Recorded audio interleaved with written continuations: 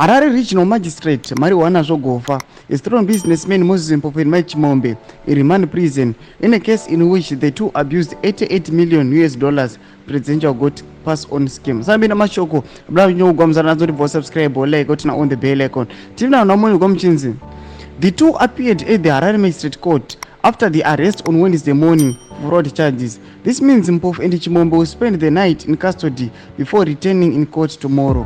The state, led by Anesu Chirenje, successfully applied for their bail hearing to be set for Thursday, saying he wanted to ascertain whether they had attended court on their own or were they brought in by the Zimbabwe Anti-Corruption Commission, SADC.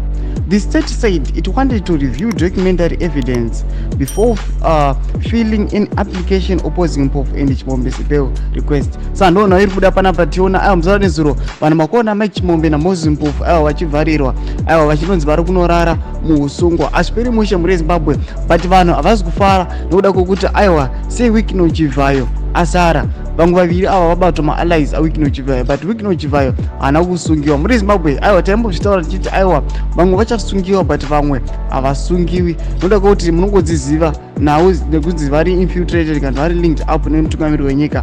Pinde comment section medu mutuze mafungiro enyu muri kudii pamusoro pechitiko ichi. Pamusana no subscribe kulike chinotora on the bell icon.